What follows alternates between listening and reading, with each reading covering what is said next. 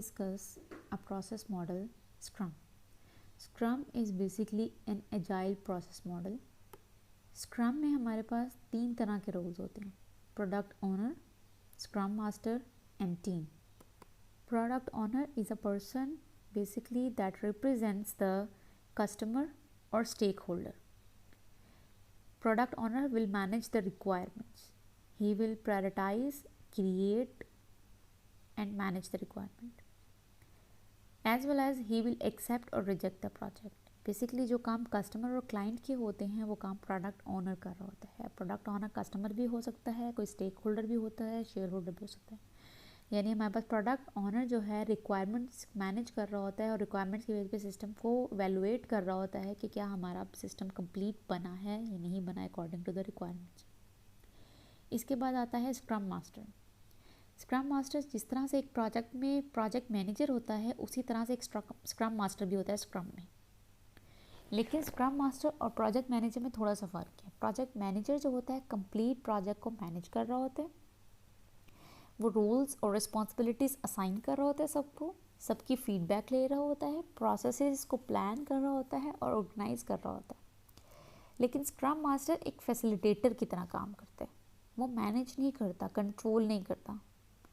अगर मीटिंग होती भी है तो स्क्रम मास्टर उनसे सिर्फ पूछता है कि आपने कल क्या काम किया, आप आज क्या काम करेंगे, आपको कोई प्रॉब्लम्स तो नहीं है. अगर उन्हें कोई प्रॉब्लम्स हैं या हर्डल हैं तो उन्हें फैसिलिटेट करता है उन प्रॉब्लम्स को रिजॉल्व करके. अगर उन्हें कोई चीज़ रिक्वायर है तो वो प्रोवाइड करता है.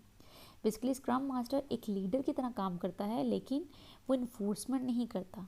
टीम को फ्लेक्सिबल रहने देता है, काम को फ्लेक्सिबल रखता है. वो सिर्फ उनको फैसिलिटेट कर रहा होता है, उनके कम्युनिकेशंस को मैनेज कर रहा होता है. और थर्ड रोल होता है टीम का. Team basically consist of developers, testers, analyst, engineers, quality assurance engineers. यानी जो लोग प्रोजेक्ट पे काम कर रहे हैं all of them are team. Scrum में काम इस तरीके से होता है कि सबसे पहले हमारे पास प्रोडक्ट बैकलॉग क्रिएट होते हैं. प्रोडक्ट बैकलॉग क्या होता है कि हमारे पास रिक्वायरमेंट्स की एक लिस्ट होती है, या जिसमें एक हमारे पास फीचर्स की, हमारा सिस्टम क्या काम करेगा, क्या काम नहीं करेगा, हमारे सिस्टम में क्या क्या फंक्शंस होंगे, उन सब की एक लिस्ट तैयार की जाती है जिसको हम प्रोडक्ट बैकलॉग कहते हैं. और प्रोडक्ट बैकलॉग जो है प्रोडक्ट ओनर तैयार करता है. फिर उस प्रोडक्ट बैकलॉग के बाद स्प्रिंट प्लानिंग होती है. स्प्रिंट बेसिकली हम एक आइट्रेशन को कहते हैं. 4 वीक्स की एक आइट्रेशन होती है जिसके ऊपर टीम काम करती है. यानी हम प्लान ये करते हैं कि 4 वीक्स में हमने कितना काम करना है. हम प्रोडक्ट बैकलॉग में से, प्रोडक्ट बैकलॉग में प्रायोरिटाइज फीचर होते हैं. प्रायोरिटी होती है हाई, मीडियम, लो. उस बेस पे होती है रिक्वायरमेंट के बेस पे कि जितनी अर्जेंट कोई रिक्वायरमेंट किसी को चाहिए यूज़र को, हम उसको हाई प्रायोरिटी पे रखते हैं. फिर उसमें से टीम प्लान करती है कि हमने पहले 30 डेज़ में यानी 4 वीक्स में कितना काम करना है. उतने फीचर्स प्लान कर लिए जाते हैं, उतना काम प्लान कर लिया जाता है और उसका स्प्रिंट बैकलॉग बन जाता है. अब ये स्प्रिंट बैकलॉग है यानी वो रिक्वायरमेंट जो कि 4 वीक्स में इम्प्लीमेंट करनी है.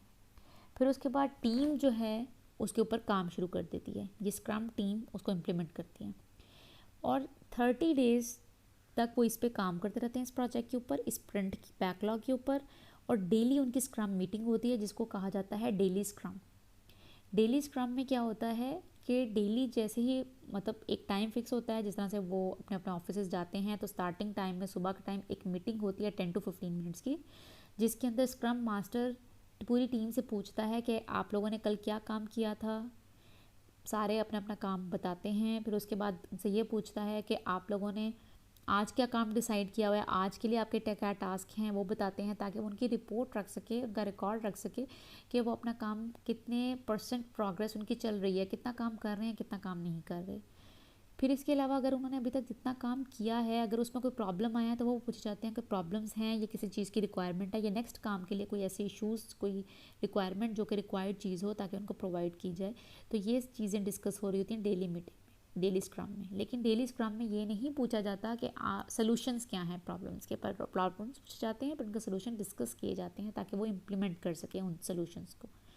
तो इस तरह से जब तक हमारा स्प्रिंट का साइकिल चलता रहता है, डेली हमारी एक स्क्रम मीटिंग होती है. उस डेली मीटिंग को डेली स्क्रम बोलते हैं. फिर जब 30 डेज़ कंप्लीट होते हैं तो उसके बाद उस स्प्रिंट का रिव्यू होता है जिसको स्प्रिंट रिव्यू बोलते हैं।